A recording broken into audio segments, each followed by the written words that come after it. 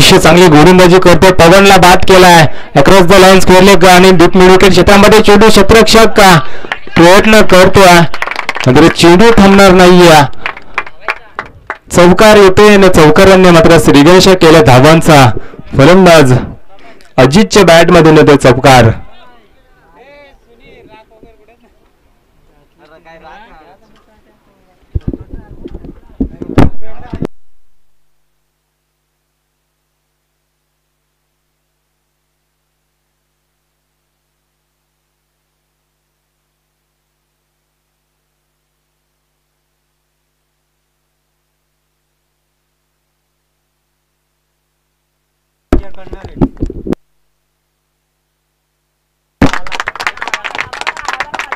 यावेळेस deep mid wicket क्षेत्रामध्ये एक जबरदस्त माहिती देतोय अजितच्या बॅट मधून.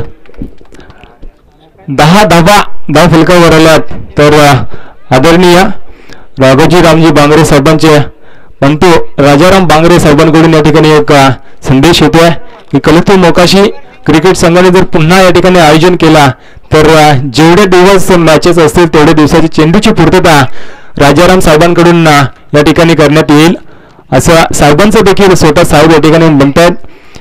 जर मॅचेस पुन्हा एकदा झाल्या तर साहेबांचे कॉन्टॅक्ट करा कलतू मोकाशी संघ आणि ती चेंडूची पूर्तता नक्कीच या सामन्यांमध्ये करतील. त्यांचं देखील यावेळेस पंचांकडे लाऊड अपील. पंचांनी दाद फेटाळल्या. बॅटची कडा चाटून जाणारा हा चेंडू येथील एक धाव आणि एका धावेच्या सहाय्यानं धावफलक सरसावलाय. 11 धावा धावफलकावर आल्यात. किती धावा झाले? 4 चेंडूचा खेळ मात्र संपलाय. धावफलक जाऊन पोहोचला 11 वरती. 36 धावांचा पाठलाग करत असताना पवन संस्थेत बाद झाला. पवन चांगला फलंदाज मात्र पहिला चेंडू खराब होता आणि सीमारेषे बाहेर काढण्याचा प्रयत्न असफल ठरलाय. झेलबाद झाला. नौका फलंदाज अजित गेला. अजितने मात्र गेले हल्ले चढवले गोलंदाजावरती. 4 चेंडूचा खेळ संपलाय. शॉर्टपिच चेंडू यावेळेस स्क्वेअर लेग क्षेत्रामध्ये क्षेत्ररक्षक तैनात. कोणतीही चुकी करत नाहीये. झुंजार नांदाडी संघाचा हा क्षेत्ररक्षक स्क्वेअर लेग क्षेत्रामध्ये टिपते झेल आणि संपलाय फलंदाज किरणचा खेळ.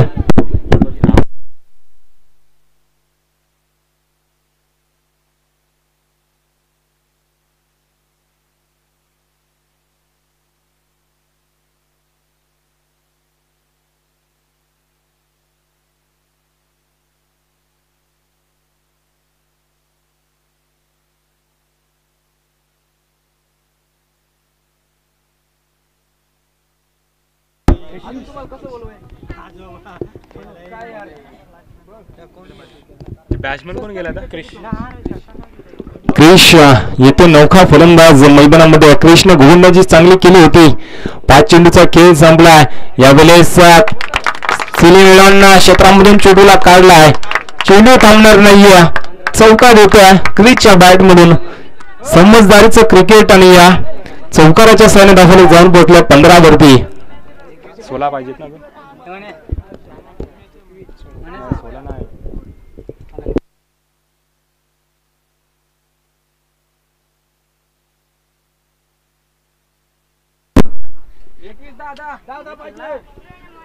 येणारे 12 चेंडू आणि 21 धावांची आवश्यकता असेल विजयासाठी. चांगली गोलंदाजी इथून करावी लागेल झुंजार नंदाडी संघाला. प्रयत्न रमेशने चांगले केले होते. पहिल्या चेंडूवरती पवनला बाद केला. त्याच्यानंतर अजित गेला. अजितने चांगली फलंदाजी केली. कमबॅक करून दिला आपल्या संघाला. चौकार षटकार त्याच्यानंतर एक सिंगल. पुन्हा एकदा विकेट मिळवल्या किरणची आणि शेवटच्या चेंडूवरती आले चौकार. सांघिक कोटेरीला दुसरं वैयक्तिक पहिलं षटक हाताळते गोलंदाज तुकाराम आलाय.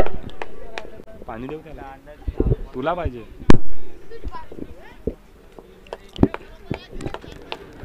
तुकाराम मला गोलंदाजीसाठी 21 धावा रोखाचे आहे. चांगली गोलंदाजी इथून करावी लागेल. फटका फसला स्क्वेअर लेग क्षेत्रामध्ये. क्षेत्ररक्षक अशा चुका करतात. वारंवार चुका पाहायला मिळतात. बाहेरून आवाज द्यायचा नाही अन्यथा पॅनलाइज केलं जाईल. ज्योतीची वाडी संघ शेवटचा कॉल असेल.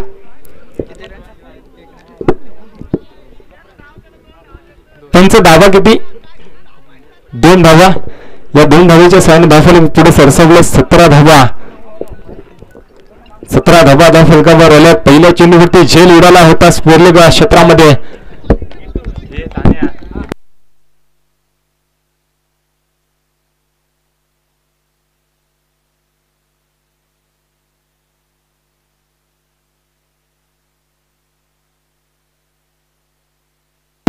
यावेळेस मोठा प्रहार केला. फटका फसला. क्षेत्ररक्षक झेल खाली.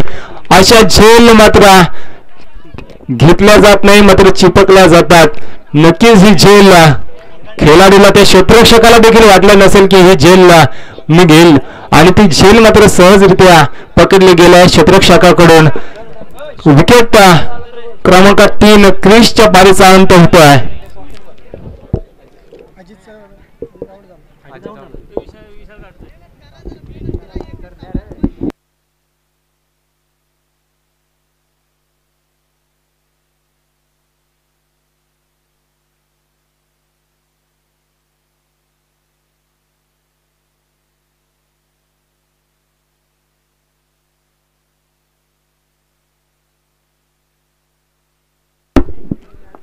सतरा धावा धावफलकावर. अजून 19 धावांची आवश्यकता. गोलंदाज तुकाराम चांगली गोलंदाजी करतोय.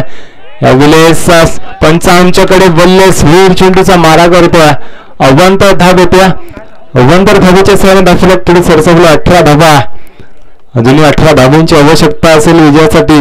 18 धावा धावफलकावर आल्या. 2 चेंडूचा खेळ संपलाय. तुकाराम आधीच धावा कमी आणि अशी गोलंदाजी तू करतोय. विनाशकारक बुद्धी यावेळेस वापरली जाते तुकाराम गोलंदाजाकडून. नायरा शॉर्टपी चेंडू. अख्खट टप्प्याचा चेंडू वेगवान तेज तर्रार गोलंदाजी करतोय हा गोलंदाज तुकाराम.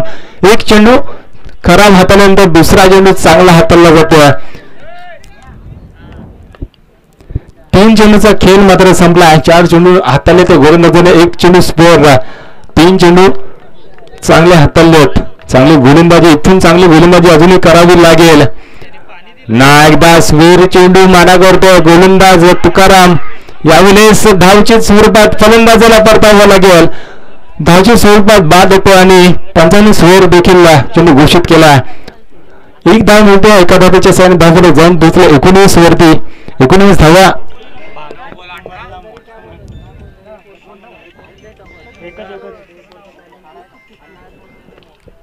19 धावा धावफलकावर आल्यात. गोलंदाजी करत असताना झुंजार नांदाडी संघ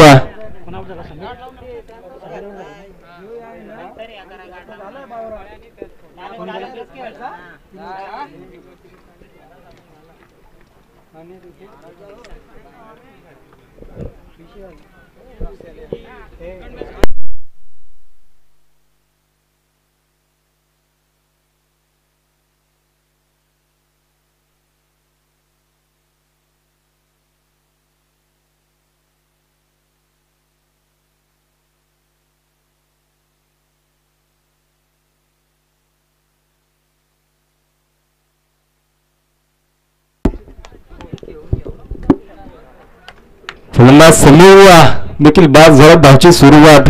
नौका फलंदाज विनोद यावेळेस मैदानात जातोय.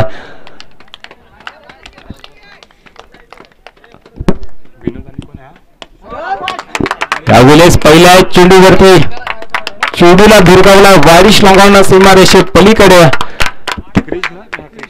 क्रिसच्या बॅट मध्ये येतो. दमदार षटकार. या षटकाराच्या सहाय्याने धावफलक जाऊन पोहोचलाय 25 या धावसंख्येवरती. अजूनही 11 धावांची आवश्यकता. 4 चेंडूचा खेळ संपलाय. चांगली गोलंदाजी करत होता, मात्र ह्या वेळेस खराब चेंडू आणि खराब चेंडूला सीमारेषे बाहेर काढला गेलाय. त्या ठिकाणी क्षेत्ररक्षक वाडिश लोंगावणं सीमारेषेजवळ क्षेत्ररक्षक तैनात उचलणार फेकणार तत्पूर्वी एकच धाव होते. एका धावेचे सैन धावफलक पुढे सरसावलाय. 26 धावा धावफलकावर आल्यात. 26 धावा धावफलकावर आल्यात. अजूनही शेवटचा चेंडू शिल्लक असेल. तुकाराम चांगली गोलंदाजी करत होता, म्हणजे खराब चेंडू एक चेंडू खराब हाताळला आणि त्याच्यानंतर मात्र यावेळेस काय घडला, स्लोवर डिलिव्हरी फसवला जातोय. निर्धाव चेंडूची सांगता झाली. 26 धावा धावफलकावर आल्यात. अजूनही 10 धावांची आवश्यकता. येणारे 6 चेंडू आणि 10 धावांची गरज असेल विजयासाठी.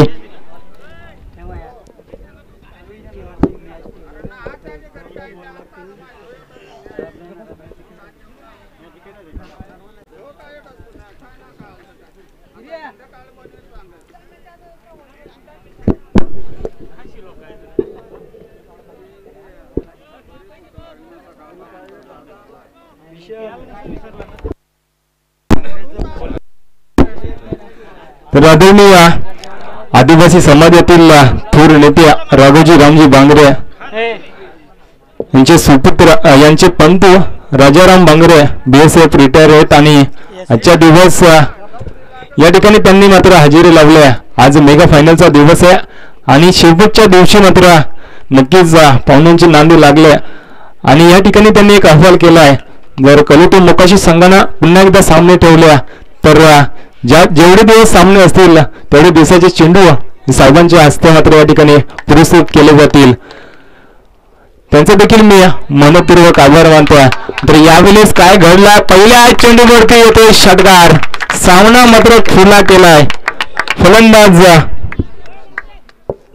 क्रिसच्या बॅटमधून दुसरा षटकार येतोय. या षटकाराच्या सहाय्याने दाखवलं पुढे सरसवलं 32 धावा, अजूनही 4 धाब्यांची आवश्यकता.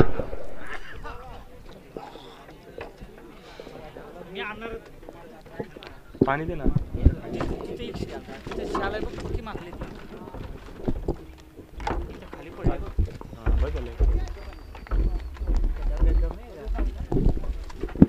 पुन्हा एकदा मोठा प्रहार, फटका चांगला आहे. क्षेत्ररक्षक प्रयत्न